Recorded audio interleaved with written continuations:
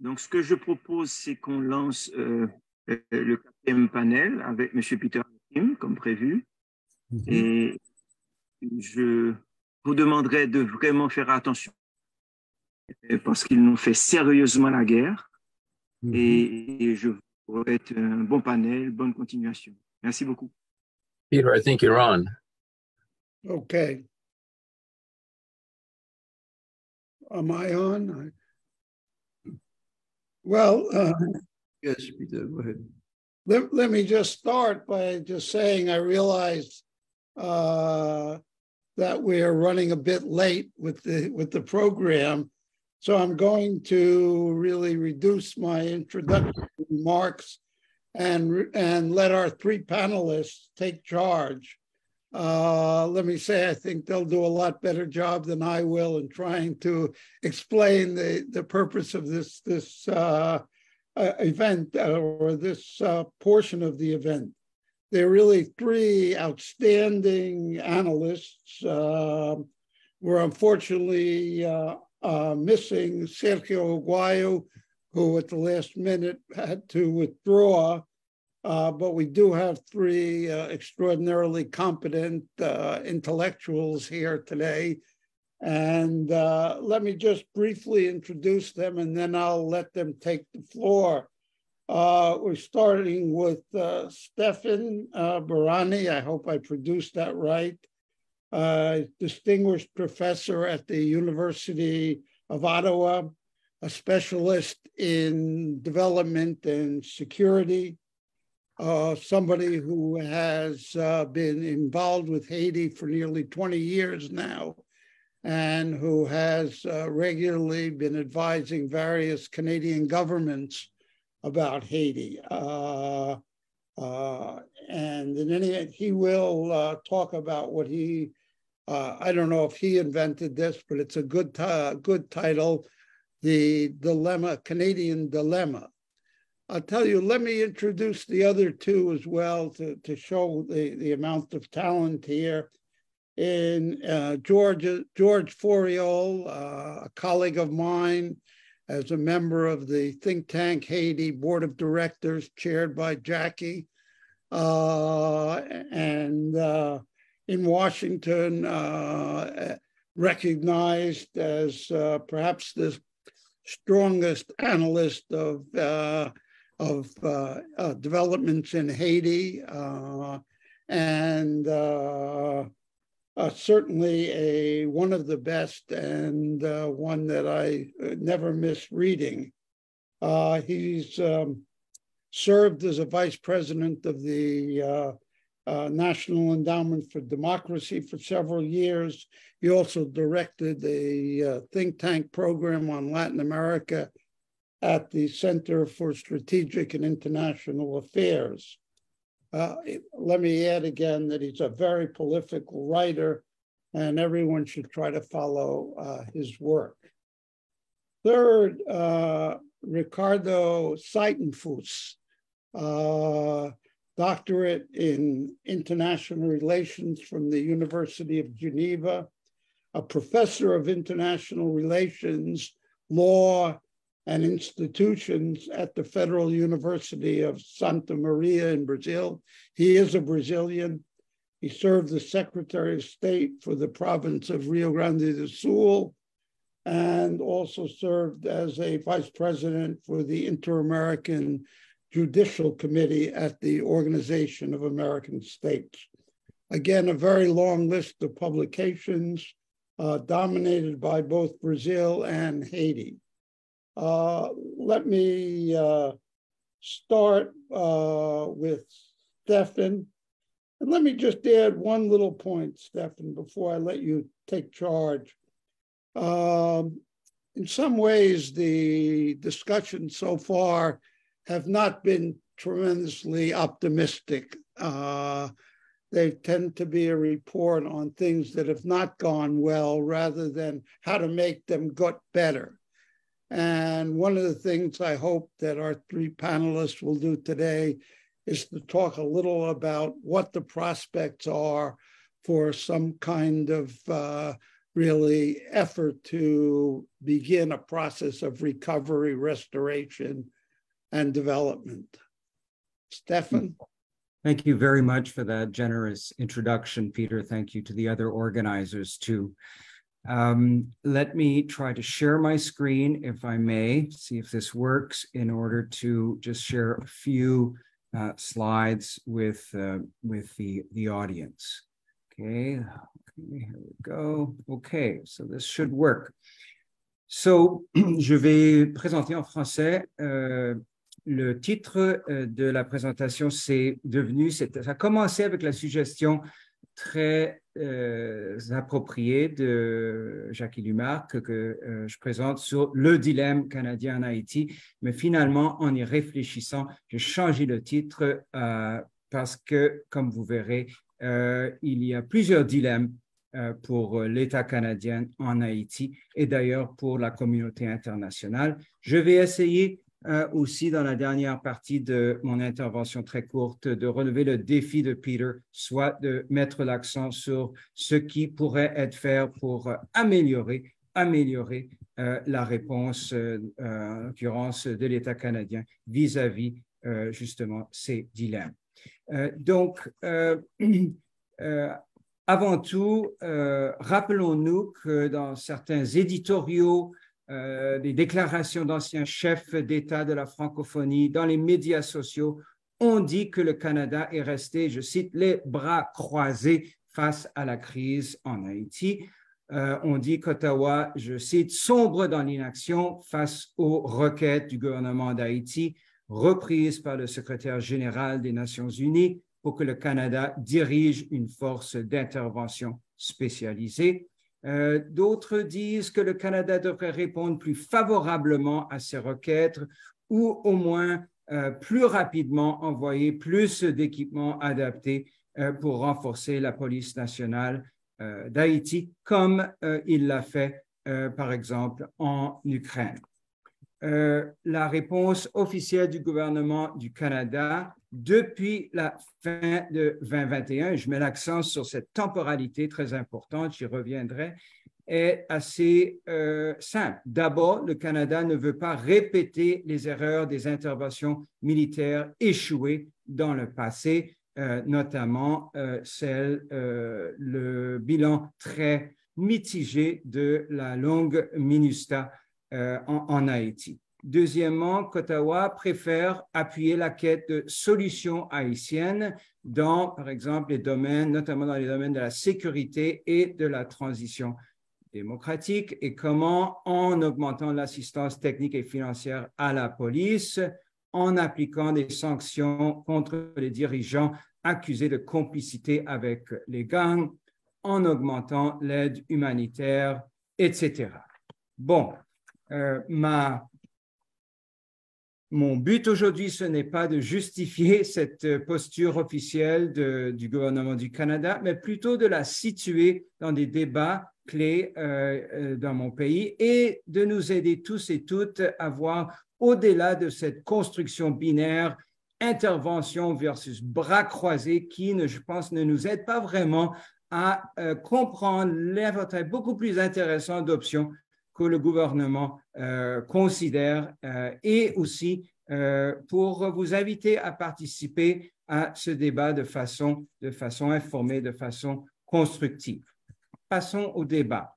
Donc, on peut concevoir les débats qui sont très complexes, mais comme des débats en trois grands ensembles, trois visions. D'abord, celle d'une bonne partie de la diaspora haïtienne, surtout au Québec, et du mouvement associatif des grandes centrales syndicales, par exemple au Québec, qui, dans une lettre adressée au Premier ministre Trudeau en septembre de 2021, a indiqué très clairement, et l'indique depuis très clairement, qu'elle est contre n'importe quelle intervention militaire et surtout contre l'appui au Premier ministre de facto, au Premier ministre Henry, en provenance du Canada, l'appui, c'est-à-dire, au lieu, ce groupe préconise qu'il faudrait écouter et appuyer les Haïtiennes regroupées sous l'accord Montana c'est très intéressant que ce discours converge sans qu'il n'ait aucune, disons, complicité, converge avec le discours du haut commandement des Forces armées du Canada qui a dit publiquement, ce qui est très rare, qu'aujourd'hui, nos forces armées n'ont pas la capacité de diriger une mission militaire en Haïti, chose dite avant la visite du président Biden au Canada en mars de cette année. Bon, deuxième grand ensemble, un petit peu l'opposition ou la position opposée à celle que je viens de résumer, évoquée par certains membres de la diaspora. Donc, par exemple, le député d'origine haïtienne, Emmanuel Dubourg, qui est député et président d'un important comité parlementaire au gouvernement fédéral, au Parlement fédéral à Ottawa, selon lequel, malgré nos contraintes et compte tenu des liens historiques qui relient nos deux pays, le Canada a le devoir de participer ou même de diriger une force d'intervention internationale, puisque la PNH, selon eux, ne peut pas rétablir la stabilité, l'ordre public toute seule. Bon, alors la position officielle du gouvernement fédéral canadien et du Parlement, d'ambassadeurs et d'intellectuels engagés, y compris votre serviteur, essentiellement reprend certains éléments de ces deux discours qui sont en débat depuis des années et en ajoute quelques autres pour essayer d'en faire une position, une posture cohérente et conséquente. On pourra en juger la portée dans quelques minutes. Bon, d'abord qu'une intervention militaire serait d'abord inappropriée compte tenu des vrais problèmes de sécurité criminelle ou d'insécurité criminelle en Haïti. Ce n'est pas une guerre militaire entre des armées, ce n'est pas l'Ukraine du tout, hein, et très risqué, pas seulement pour les Canadiens, mais pour les populations dans des quartiers urbains comme Cité-Soleil ou Bel-Air, par exemple. Deux, plutôt qu'il faudrait il faut augmenter le renforcement de la police nationale d'Haïti, sanctionner plus de dirigeants accusés de crimes, appliquer ces sanctions non seulement du point de vue du Canada, mais des autres États membres des Nations unies, appuyer les négociations pour une transition démocratique et fournir plus d'aide humanitaire dans une optique féministe, c'est-à-dire basée sur la politique d'assistance internationale féministe adoptée par ce gouvernement en 2017.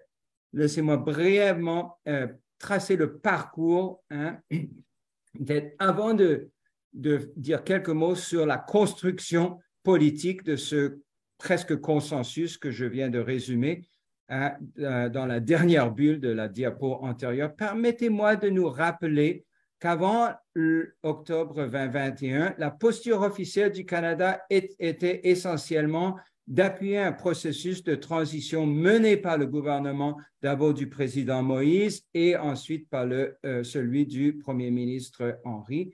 Deuxièmement, d'appuyer les déclarations du Core Group dans ce sens sans vraiment, au moins publiquement, essayer de créer de la distance entre la posture du Core Group et la position canadienne. Troisièmement, appuyer la formation de la PNH, parce que même avant l'annonce récente des 100 millions, il y avait déjà un projet de 30 millions de dollars canadiens, donc environ 10 millions de dollars par an pour renforcer la PNH, et c'était le 5e depuis les années 90, donc ça n'a pas commencé cette année. Quatrièmement, consacrer le gros de son aide au développement économique, social, ainsi qu'à la gouvernance. En 2021, on a constitué et d'ailleurs modestement contribué à des questionnements à cet égard, questionnements au sein du ministère des Affaires mondiales, la nomination d'un nouvel ambassadeur, M. Sébastien Carrière, je ne sais pas s'il est en ligne, mais je le salue, à la fin de 2021, comme notre ambassadeur à Port-au-Prince, a contribuer non seulement ces questionnements, mais aussi à l'écoute d'un éventail beaucoup plus large de voix dissidentes ou d'opposition à Port-au-Prince par l'État canadien et à contribuer à l'émergence du consensus que je vais maintenant expliquer en un peu plus de détails. Donc, on voit l'émergence de cette nouvelle posture pendant, surtout un petit peu avant et pendant les négociations à haute pression au sein du Conseil de sécurité de l'ONU en octobre de 2021. L'ONU, les États-Unis, Haïti pressionnent le Canada à prendre le leadership.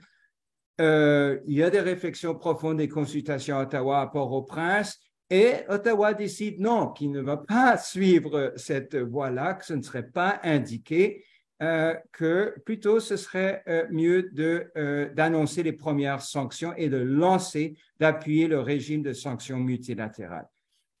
Cette position a été renforcée au fil des rencontres à haut niveau en 2022, donc d'abord à Ottawa en janvier, ensuite à l'ONU, à l'OEA, la mission de l'ambassadeur Bob Ray à Port-au-Prince en fin d'année était la dernière, disons, le moment important pour le Canada, en tout cas à ce niveau. Et c'est dans ce cadre-là qu'on a annoncé la vente de 18 véhicules blindés à Haïti à la fin de 2022. Bon, en 2023, début 2023, il y a la rencontre du CARICOM, ce qui à la fois renforce la posture canadienne, mais aussi permet au Canada d'essayer d'impliquer les chefs d'État des membres de la CARICOM dans la contribution à une possible éventuelle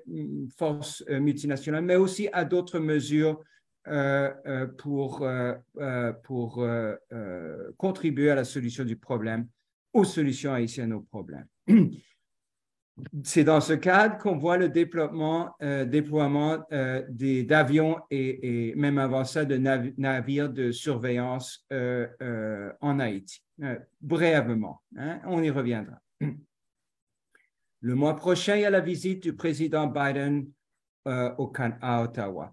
Croyez-moi, on a reçu beaucoup de pression pour des mois. Même des gens qui n'ont aucune importance officielle comme moi ont été pressionnés pour fall in line, follow the program. C'est le temps, le Canada a des obligations, on doit diriger cette force internationale, on doit faire notre part, etc., etc.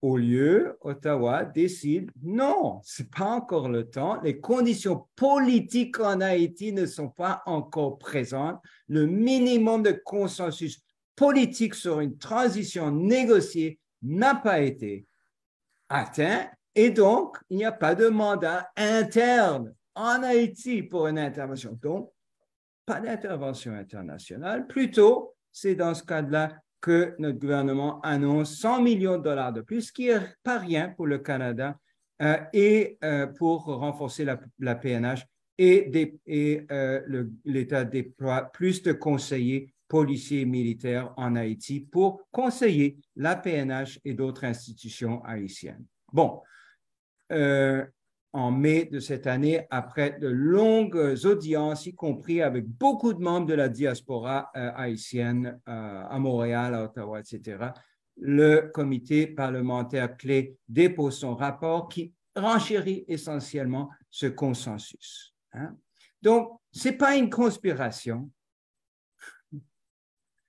Voilà ce qui s'est passé dans les faits, qui a construit cette politique, pourquoi, on peut être d'accord ou non avec la logique, mais au moins on comprend la logique, pourquoi elle a été construite et comment elle reprend certains éléments, y compris de la posture je dirais, une bonne partie, sinon la majorité de la diaspora haïtienne, qui s'oppose à une intervention militaire canadienne ou autre en Haïti pour peut-être de très bonnes raisons historiques. Bon, je termine, c'est la dernière diapo. Les dilemmes continuent, les dilemmes existent encore. Et donc, les débats continuent. Et donc, je termine en partageant quelques questions qui sont à l'ordre du jour chez nous et dans le quartier général canadien à Port-au-Prince. Hein, pour encore vous inviter à insister sur ces questions-là et pas sur des questions qui n'ont peut-être pas rapport vraiment avec ce qui est vraiment possible. Hein. Quelles sont les priorités pour bien utiliser ces 100 millions de dollars? Comment passer du renforcement soft que le Canada a fait ces dernières années au renforcement des opérations plus costaudes anti-gang tout en renforçant l'imputabilité de la PNH? Parce que renforcer une institution répressive avec très peu imputable peut être très dangereux, comme on le sait, basé sur l'histoire haïtienne. Comment accompagner cette formation et l'équipement, le rééquipement de la PNH depuis Port-au-Prince ou depuis Santiago? Ça, c'est un petit débat. Je ne pense pas que c'est le débat central, mais on pourrait y revenir.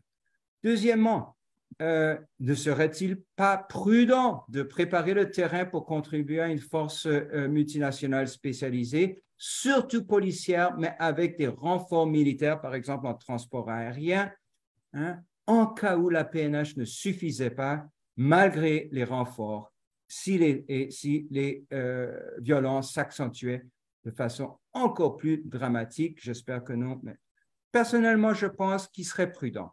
Mais il y a débat entre des personnes très concernées, très informées, compris dans la diaspora haïtienne. Donc, il faut qu'on écoute aussi ces réticences.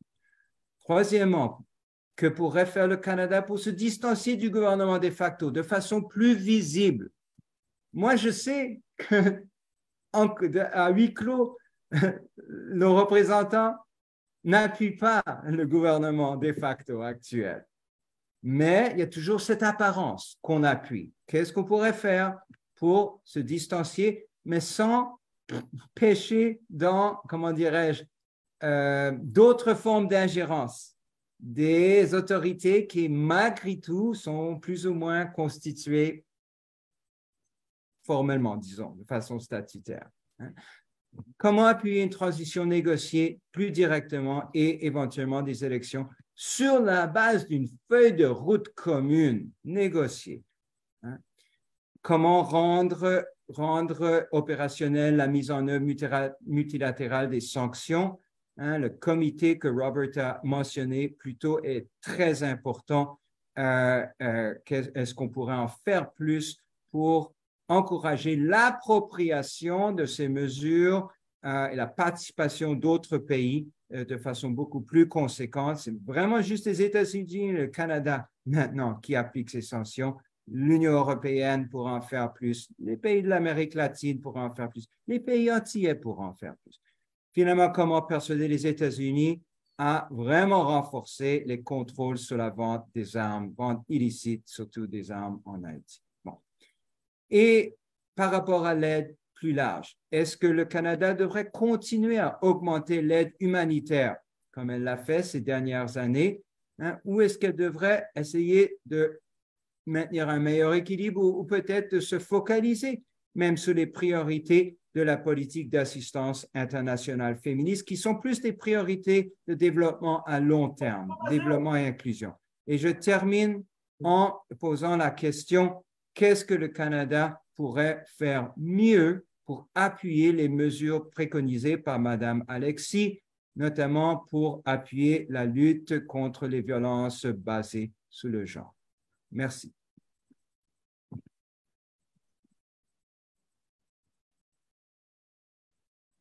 Excellent, Stephen. Thanks very much, Stephen. Have you completed your presentation? Yes, indeed. Thank you, Peter. What I would like to do is just ask one straightforward question. My sense is not only that there's a dilemma facing Canada, and as our second speaker, George, has pointed out, the sort of great hesitancy of the United States. And what puzzles me is we know the depth of the crisis in Haiti. We've been watching it.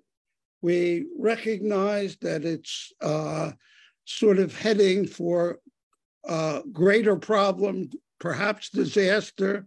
People have used the word catastrophe, that there has to be some. Why do I get this feeling that the US government officials, and perhaps Canada as well, are in and out of this process? They're not a sustained effort to find this level of agreement that you were mentioning. In other words, it doesn't seem like they're acting in a sustained way with a deepening crisis.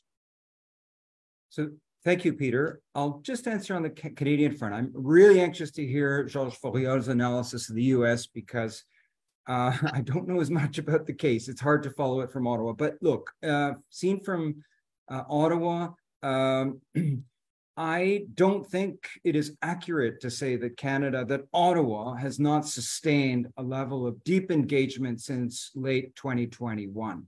Ottawa woke up and shifted. Its position I think quite substantially.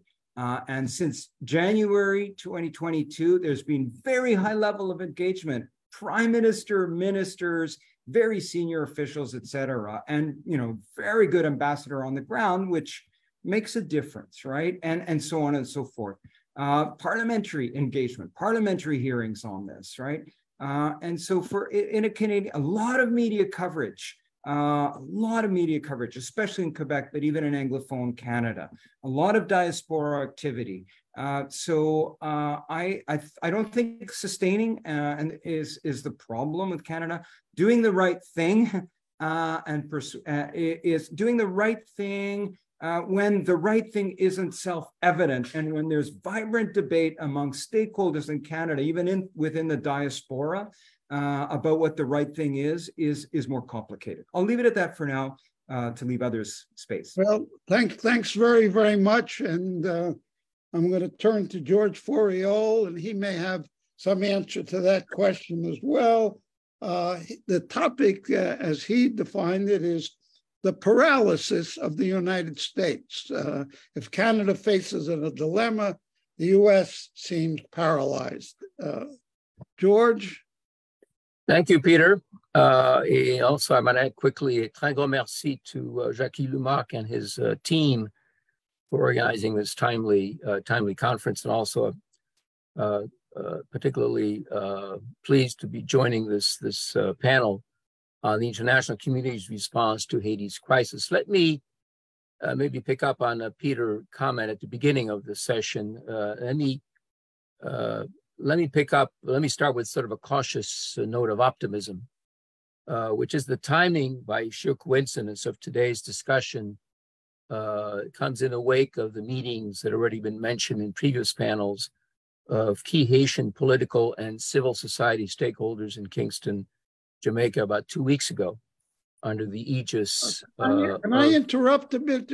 You're coming through in French, and it says on my computer you're speaking English. I don't. That is correct. Yes.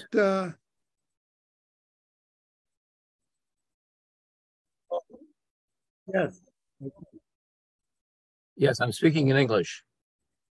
I'm hearing Georges in English. So Peter, it may be your settings on interpretation that are. He has English right now. Okay. So let me start. Well,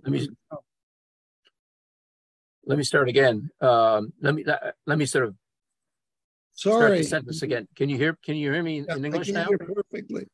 Okay. Let me sort of begin with maybe a cautious note of optimism, which is that today's discussion overlaps. It comes in the wake, really, of a meeting of key Haitian political and civil society stakeholders in Kingston, Jamaica, about 2 weeks ago, under the aegis of the Caribbean community of CARICOM, but which ultimately engaged behind the scenes strong support from the United States, and I might add also from Canada. My sense is that there's sort of a fragile, I emphasize the word fragile, very fragile momentum in the wake of this effort towards both maybe a Haitian political consensus that everyone keeps talking about, as well as maybe more concrete forms of international responses but the next several weeks are going to be critical in terms of actually translating what is sort of talk into actual commitments and action. My general assessment of the panel's theme, the response of the international community to Haiti's crisis, underscores in my mind sort of the words great level of uncertainty, or maybe sort of an unsteadiness to these responses. Lots of meetings, discussions for over a year now, yet few results that ultimately are meaningful in terms of what happens in the streets of Haiti. And this applies particularly to the United States, to US policy over the last 2 years. At its heart, US policy seems to be sort of reluctant to be engaged more publicly, yet it is engaged. It is actually doing things in terms of some support that have been mentioned in previous conversations, and not adequately, but at least the support in the area of narcotics, in terms of arms trafficking, in terms of actual humanitarian support, financial assistance. So it's there. And ironically, as already been mentioned, in its sort of quasi-formal support of the interim government of Prime Minister Ariel Henry. So it is engaged. So to me, the more significant character of US policy may be its hesitancy in shaping or helping shape an international community response. Maybe there's a lack of imagination, although I don't think that's the case, and maybe a broader unease about what are perceived, particularly in the American public's perception, as open-ended US international engagements, particularly in the wake of the chaotic withdrawal from Afghanistan. For many policymakers in the United States, let's be frank, including members of the United States Congress, Haiti represents a sort of a toxic mix of border security issues, refugee flows, drugs and weapons trafficking, and the prospects of another foreign intervention. Surprisingly, perhaps, it is difficult at times to find what I would describe as the locus or the heart of the US-Haiti policy process in Washington, whether it's at the State Department, the White House, the Pentagon, exactly where is not entirely clear. And there's really not a key point person, if you will, that you can point to as the kind of overall coordinator, if you will, or spokesperson for Haiti policy. It's several different voices. In other words, who owns Haiti policy in Washington is a question to which I don't have an answer, frankly. Two actions, by the way, that could be taken to address this question might be, first of all, to fast track the confirmation of a US ambassador to Haiti, as well, and this is the second suggestion, and maybe a bit more controversial, but to revisit the naming of a Haiti policy coordinator, which would, if nothing else, highlight, if you will, this sort of locus of Haiti policy and coordinate the various actions of various portions of not only the federal government, but ultimately, to some degree, also support from individual states that are particularly engaged in the Haitian diaspora, particularly Florida, New Jersey, and other places, particularly on the East Coast. It doesn't mean that there are no voices on Haiti policy. As I just mentioned, the diaspora is quite vocal, but somehow it doesn't seem to translate into shaping or affecting the posture, if you will, of United States policy towards Haiti. It's a sort of a striking absence of a resourceful US policy, which in of itself is rather striking, considering that the United States has played a determining factor in previous crises in Haiti, certainly over the last 4 decades, although one might argue it's because of that history that you have in part of the explanation for the reluctance of US policy leadership. But this reluctance has consequences. For starters, I think it limits the potential of US diplomacy toward either key international actors' engagement towards Haiti. We just sort of heard, in some ways, a related discussion of this relating to Canada. And it makes those other countries, I think, more cautious, or at least appear to be legitimately more cautious about their own scope of direct engagement in Haiti. rather than an active U.S. diplomacy that shapes, if you will, the calculus of other actors towards action on Haiti in a positive way, what you may end up having really is sort of it leads other countries to act on the concerns that, in fact, the crisis in Haiti is going to be a direct threat to them. And I think it explains in part the emerging momentum from the CARICOM community, from the Caribbean community. Paradoxically, this U.S. policy hesitancy also undermines the impact of specific policy actions that are taken by the United States or have been taken by the United States. And I'll mention two areas that are relevant, particularly in the discussion of the effectiveness or potential effectiveness of international responses to Haiti's insecurity. The first is sort of the broadening scope of targeted U.S. sanctions against Haitian individuals, ranging from notorious gang drug traffickers to high-profile names from the political and business communities of Haiti. There's an even broader universe, as was just mentioned, from Canada and on a smaller scale, European Union and other actors. Cumulatively, these actions certainly signal an international attention to those individuals that are deemed responsible for Haiti's chaos. Although I'm a little, not so much skeptical, but I sometimes worry a little bit about sort of varied mix of the individuals that are being targeted here and how that ultimately not quite defines a very clear-cut follow-up purpose to these sanctions. But the bigger problem with this arena of sanctions is that in the absence of a broader scope of policy engagement on the part of the United States, sanctions policies on their own have an ill-defined sort of timeline as to what impact they're supposed to have. It certainly doesn't change the situation in the short run. It can't fill the vacuum of the absence of a broader policy framework, and time is not really on Haiti's side. A second repercussion of the sort of hesitancy or ambivalence of U.S. policy lies, I think, in the unwillingness to be more openly engaged in breaking the political stalemate in Haiti between the interim government of Prime Minister Ariel Henry and its various alternatives, political and civil society alternatives that we all know. This has been a point of public commentary now for over a year, actually a year and a half, and is well known certainly to this audience. Although the recent CARICOM meeting in Kingston, for example, with Haitian stakeholders did include actually the Prime Minister, and there's sort of early promises in this regard that this may actually lead to something more concrete. I think the frustration may be that the United States, in particular, has supported the governing legitimacy of the Prime Minister, while simultaneously sort of qualifying any formal response from the United States to a call for either Haitian-led solution or at least a sort of a more satisfactory Haitian political dialogue.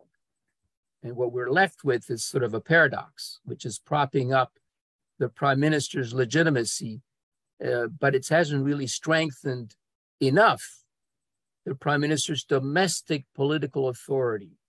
And by extension, I think in the minds of too many Haitians, perhaps, it also has undermined the political validity, if you will, of his request to the United States, to the international community for security assistance. And I think that to some degree explains this sort of paralysis in coming up with a meaningful international response. Instead, the worsening security environment, a collapsed economy, humanitarian crisis in the making, I think is pushing international actors in other policy domains, which includes, in fact, I'll mention again, a follow-up to the meeting in Kingston 2 weeks ago. There is sort of, in some ways, even more nebulous, but I think they're worth mentioning, sort of undefined responses that might fall under kind of the general category of global South responses, some within, some outside sort of the UN framework. You can include the confusing or maybe nebulous public statements, for example, recent statements from the president of Brazil in this regard, the recent meeting in Paris with President Macron, on the margins of which there was Haiti was a discussion with some of the leaders present, including the interim prime minister, in other global venues. But sort of what all of these venues ultimately have in common are two things, and this is where I will conclude here. One is a growing sense of urgency. I mean, this is an issue which ultimately needs some concrete attention and concrete response from the United States and leadership from the United States. And secondly, also a sense of urgency and frustration in some ways that this requires a greater engagement on the part of U.S. diplomacy, which has not been the case so far. I'll stop here. Thank you for your attention. Thank you very, very much. Let me just ask you one quick question, George. There's no other mechanism aside from the U.S., basically, you're saying, to sort of make this a machine that would be helpful to Haiti start running. In other words, a UN, the OAS, the Latin American integration schemes, none of them have the energy or the capacity to take on this issue. And to the United States, you know, you're letting it go. I wouldn't go that far. That's why I concluded with maybe in very general statements, what I call the references to the UN, to the Global South, particularly Brazil. It could be Chile. It could be, there was some discussions potentially within the Francophonie community. So I think there are mechanisms, there are approaches, there's interest, but the United States is a key actor. So these other actions can sort of develop and further move forward, but they will be in some ways energized by a clearer message coming from the United States. Doesn't mean the United States has to do all of this. Doesn't mean that it has to provide support for every action. But my sense, a greater level of engagement and almost frankly enthusiasm might actually help a little bit in this regard. Well, let's turn to Ricardo.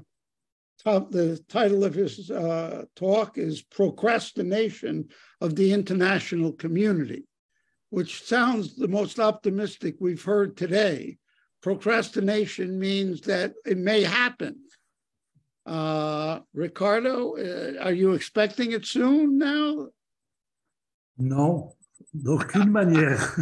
D'aucune manière.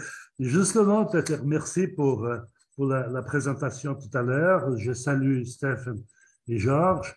Je salue les organisateurs, particulièrement le recteur Jacques Lumarque pour cette initiative qui est, comme je lui ai dit par mail, sensationnelle parce qu'effectivement, pouvoir réunir autant de gens de haut calibre pour parler d'Haïti aujourd'hui, ce n'est pas mince affaire. Et je vois également dans les objectifs de la conférence, qui est l'objectif 4, justement cette question de la soi-disant communauté internationale et la procrastination de son action. Et je vais, si vous me permettez, commencer justement par cette communauté internationale. Et ce n'est pas pour moi une question seulement de sémantique, parce que des communautés, elle n'a pas grand-chose, n'est-ce pas? Puisque quand on imagine une communauté, c'est du vivre ensemble, c'est d'avoir des relations positives, constructives, respectables. On est très loin dans cette situation, dans ce qu'on pourrait appeler la société internationale ou le système international. Moi, je vais par un chemin plus court, je vais parler de l'international sans donner aucun qualificatif, surtout pas des communautés internationales. Par ailleurs, une fois j'étais à Paris à la librairie de l'Harmattan et j'ai cherché des livres publiés sur le Brésil qui est par rapport à la taille du pays, du territoire et de la population, presque la moitié de l'Amérique latine, ou 40% de l'Amérique latine. Et je suis tombé sur la quantité épouvantable, énorme de livres sur Haïti. Et presque pas sur le Brésil. Et donc, je me suis dit qu'Haïti a beaucoup de diagnostics, pas beaucoup d'actions. Donc, je crois qu'on attend de nous également dans ces 2 journées qu'on indique quelques actions après autant de diagnostics qu'on va faire et qu'on a fait au long du temps avec les dilemmes, les problèmes et la problématique haïtienne. Donc, l'assistance internationale, c'est de quoi on parle, peut venir de 2 façons. D'une façon multilatérale et d'une façon bilatérale. Il y a parfois la combinaison des 2. Alors, on a de la façon multilatérale 3 organisations qui ont un rôle à jouer. 2 parmi elles, l'OEA et la CARICOM, veulent agir, mais ne peuvent pas agir. Et une ne veut pas agir, et elle pourrait agir, c'est les Nations Unies. Donc on est dans un cul-de-sac, dans une contradiction, parce que la Charte de San Francisco de 1945, donc la Constitution des Nations Unies, a donné le monopole de l'utilisation de la violence au Conseil de sécurité. Et or, on sait très bien que le Conseil de sécurité, par les jours qui courent, est complètement bloqué. Donc, on peut parler de ce qu'on veut, à qui on veut, au Conseil de sécurité, au secrétaire général. Le fait est qu'il n'y a pas de consensus pour une mission ni policière, ni militaire, sous la lumière, sous le regard du chapitre 7 de la Charte. Donc, je dirais que les Nations Unies, quand on signait la Charte de San Francisco, on a passé, le système international a passé d'une situation de dominium, donc il y a des pays qui dominaient d'autres, à une situation d'impérium. C'est-à-dire, c'est la jonction du pouvoir de dominer avec l'acceptation du droit de dominer. Pour la première fois dans notre histoire, dans l'histoire humaine, les sociétés humaines acceptent ouvertement, laisser de côté la capacité de faire la guerre. Donc, on transfère ces pouvoirs au Conseil de sécurité. Et donc, sans le Conseil de sécurité, le multilatéral est absolument bloqué. Et mes chers collègues, on a une situation à présent, en 2023, si différente, si contradictoire à des années-lumière de la situation de 2004, où Haïti avait un consensus de gauche, de droite, de centre. Le Parti communiste français était pour l'intervention, le Parti républicain aux États-Unis était pour l'intervention, la presse, l'Amérique latine qui vient pour la première fois saluer les 200 ans de l'indépendance d'Haïti avec la MINUSTAH, je rappelle, 73% des militaires au service de la MINUSTAH venaient d'Amérique latine, surtout du sud de l'Amérique du Sud. Donc aujourd'hui, on est dans une situation complètement différente. Que faire? Que faire? Je vois, par exemple, vendredi dernier, dans une réunion à Washington, l'Assemblée générale, l'Assemblée plénière de l'OEA a sorti une résolution, enfin une déclaration, en disant on ira en Haïti, mais sans le drapeau des Nations Unies. Ah, il faut voir comment on va faire ce jeu. En 1965, on a constitué la Force interaméricaine de paix pour aller en République dominicaine. Mais c'était en pleine guerre froide, c'était après la crise des missiles à Cuba. Donc, il a fallu une grande volonté politique lorsqu'il y a une énorme absence juridique.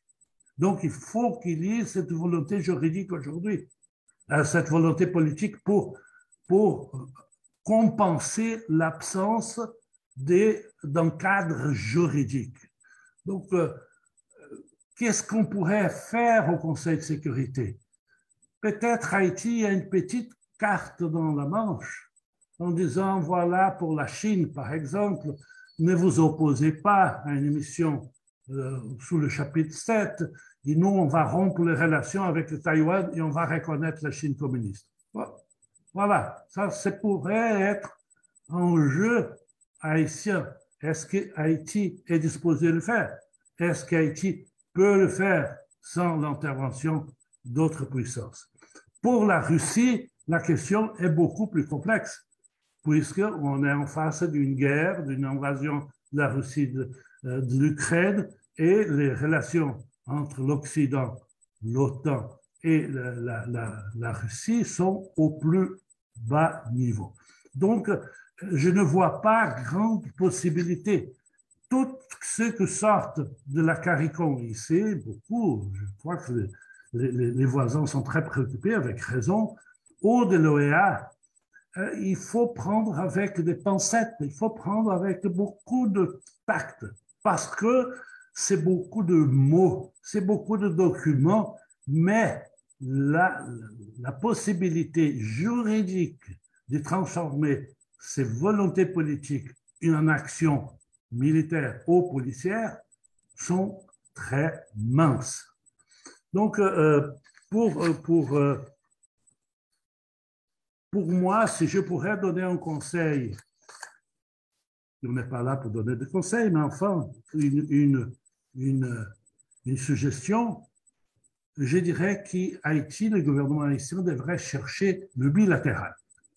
Chercher le bilatéral, chercher les accords avec des pays, avec 2 ou 3 pays même, en faisant le trilatéral, en faisant une coopération triangulaire. À cet égard, je viens de savoir que hier, le Brésil a signé, le ministère de la Défense du Brésil a signé un accord avec le ministère de la Défense du Canada, de coopération d'une façon générale, et il y a un point dans cet accord de coopération que le Brésil et le Canada sont d'accord pour aider les forces policières haïtiennes, c'est-à-dire à travers cet accord. Donc, voilà un chemin possible. Voilà un chemin possible. Je crois que dommage qu'on n'a pas eu notre collègue mexicain qui allait nous parler de l'expérience d'El Salvador, mais je crois qu'en Amérique latine, on aurait quelques exemples, quelques expériences qui pourraient être utiles à Haïti. Au Mexique, au El Salvador, au Brésil, même au Chili. Donc, je crois qu'il faudrait que le gouvernement haïtien aille dans ce sens du bilatéral. Ils n'attendent pas,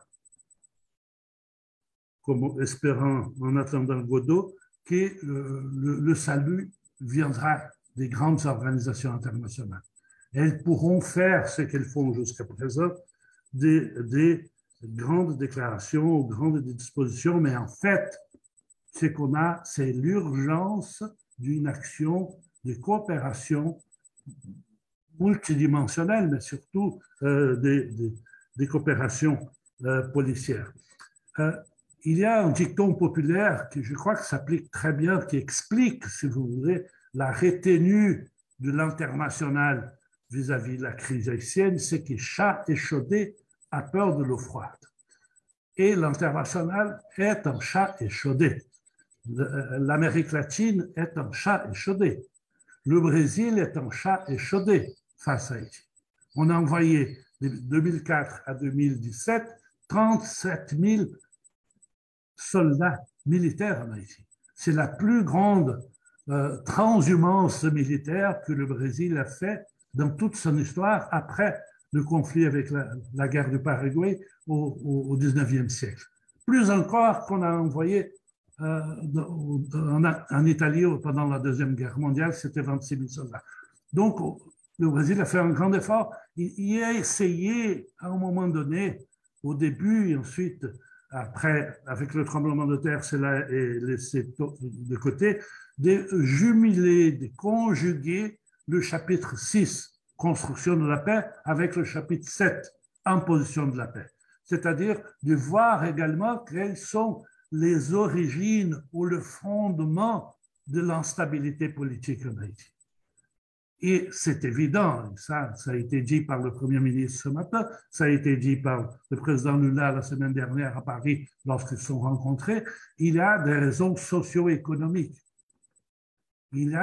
C'est impossible à stabiliser un pays avec les indices, avec 50% de la population qui n'a pas à satisfaire ses besoins minimum comme